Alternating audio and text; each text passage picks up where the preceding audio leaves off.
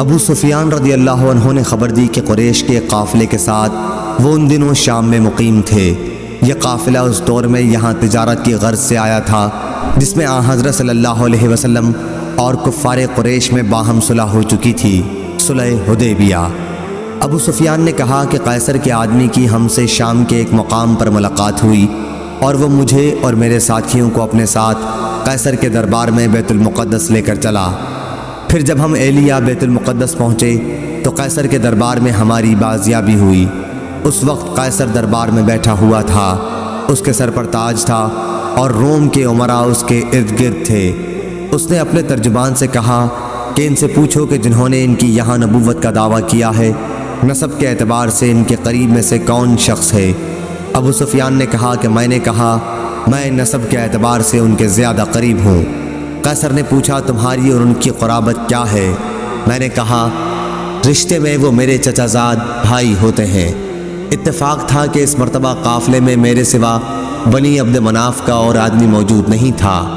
قیصر نے کہا کہ اس شخص ابو سفیان رضی اللہ عنہ کو مجھ سے قریب کر دو، اور جو لوگ میرے ساتھ تھے اس کے حکم سے میرے پیچھے قریب میں کھڑے کر دیے گئے۔ اس کے بعد اس نے اپنے ترجمان سے کہا کہ اس شخص ابو سفیان کے ساتھیوں سے کہہ دو کہ اس سے میں ان صاحب کے بارے میں پوچھوں گا جو نبی ہونے کے مدعی ہے۔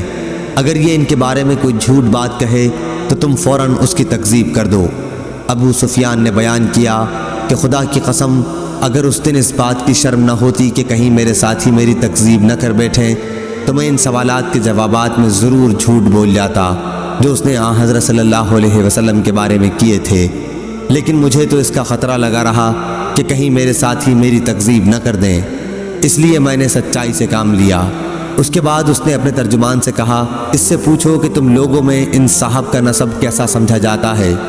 میں نے بتایا کہ ہم میں ان کا نسب بہت عمدہ سمجھا جاتا ہے۔ اس نے پوچھا اچھا یہ نبوت کا دعویٰ اس سے پہلے بھی تمہارے یہاں کسی نے کیا تھا؟ میں نے کہا کہ نہیں۔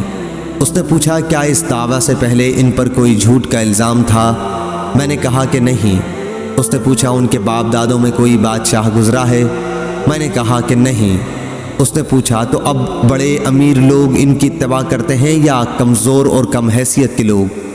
میں نے کہا کہ کمزور اور معمولی حیثیت کے لوگ ہی ان کے زیادہ تر ماننے والے ہیں۔ اس نے پوچھا کہ اس کے ماننے والوں کی تعداد بڑھتی رہتی ہے یا گھٹتی جا رہی ہے؟ میں نے کہا جی نہیں، تعداد برابر بڑھتی جا رہی ہے۔ اس نے پوچھا کوئی ان کے دین سے بیزار ہو کر اسلام لانے کے بعد پھر بھی گیا ہے کیا؟ میں نے کہا کہ نہیں۔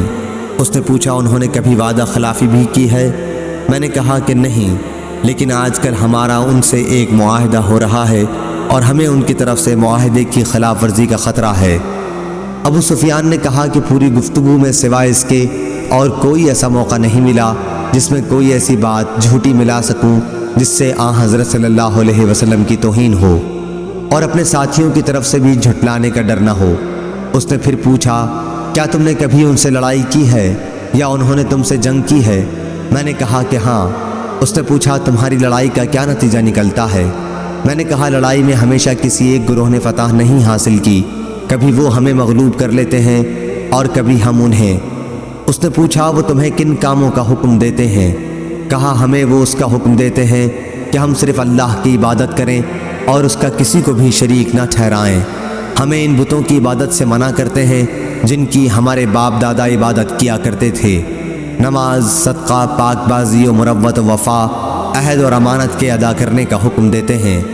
جب میں اسے یہ تمام باتیں بتا چکا تو اس نے اپنے ترجمان سے کہا ان سے کہو کہ میں نے تم سے ان کے نسب کے متعلق دریافت کیا تو تم نے بتایا کہ وہ تمہارے یہاں صاحب نسب اور شریف سمجھے جاتے ہیں، اور انبیاء بھی یوں ہی اپنی قوم کے اعلیٰ نسب میں پیدا کیے جاتے ہیں۔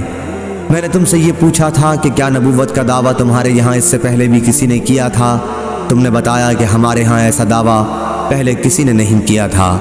اس سے میں یہ سمجھتا ہوں کہ اگر اس سے پہلے تمہارے یہاں کسی نے نبوت کا دعویٰ کیا ہوتا تو میں یہ بھی کہہ سکتا تھا کہ یہ صاحب بھی اسی دعوے کی نقل کر رہے ہیں جو اس سے پہلے کیا جا چکا ہے۔ میں نے تم سے دریافت کیا کہ کیا تم نے دعویٰ نبوت سے پہلے کبھی ان کی طرف جھوٹ منسوب کیا تھا؟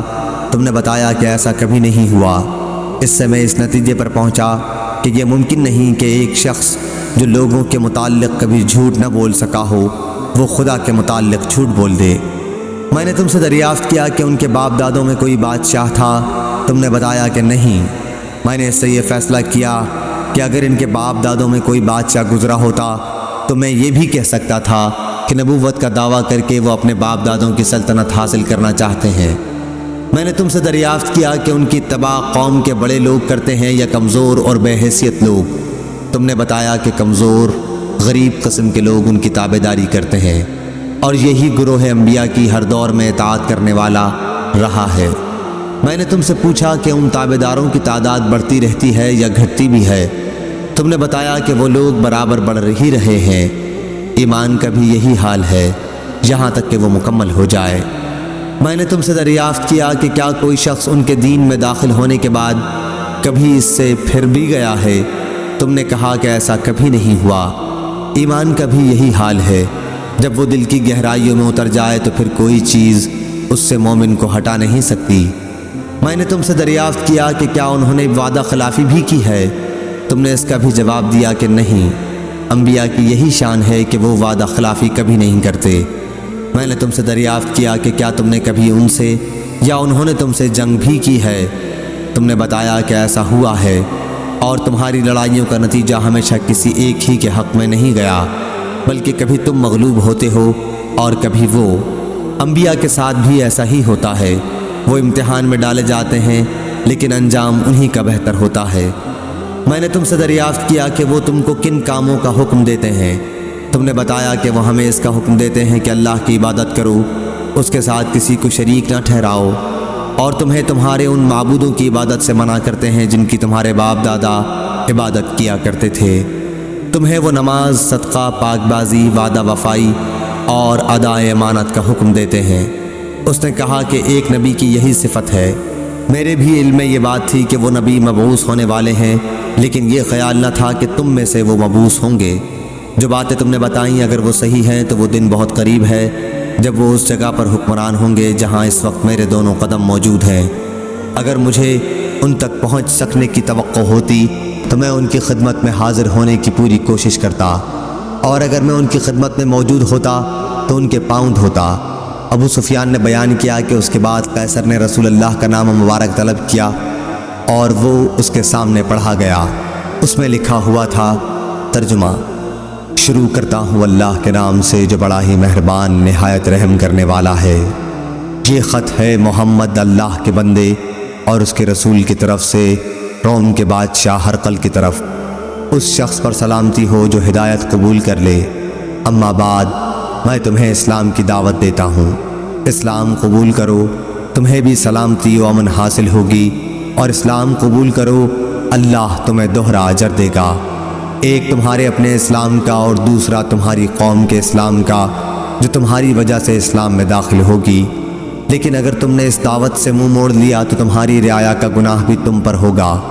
اور اے اہل کتاب، ایک ایسے کلمے پر آ کر ہم سے مل جاؤ جو ہمارے اور تمہارے درمیان ایک ہی ہے، یہ کہ ہم اللہ کے سوا اور کسی کی عبادت نہ کریں، نہ اس کے ساتھ کسی کو شریک ٹھہرائیں، اور نہ ہم میں سے کوئی اللہ کو چھوڑ کر آپس میں ایک دوسرے کو پروردگار بنائے۔ اب بھی اگر تم منہ موڑتے ہو تو اس کا اقرار کر لو کہ اللہ تعالیٰ کے واقعی فرما بردار ہم ہی ہیں۔ ابو سفیان نے بیان کیا کہ جب ہرقل اپنی بات پوری کر چکا تو روم کے سردار اس کے ارد گرد جمع تھے، سب ایک ساتھ چیخنے لگے اور شور و غل بہت بڑھ گیا۔ مجھے کچھ پتہ نہیں چلا کہ یہ لوگ کیا کہہ رہے تھے۔ پھر ہمیں حکم دیا گیا اور ہم وہاں سے نکال دیے گئے۔ جب میں اپنے ساتھیوں کے ساتھ وہاں سے چلا آیا اور ان کے ساتھ تنہائی ہوئی تو میں نے کہا کہ ابن ابی کبشہ مراد حضور اکرم صلی اللہ علیہ وسلم سے ہے، کا معاملہ بہت آگے بڑھ چکا ہے، بنو الاسفر رومیوں کا بادشاہ بھی اس سے ڈرتا ہے۔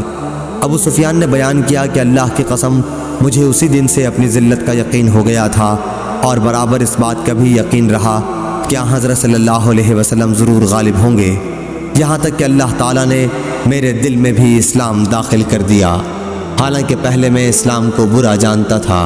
صحیح بخاری حدیث نمبر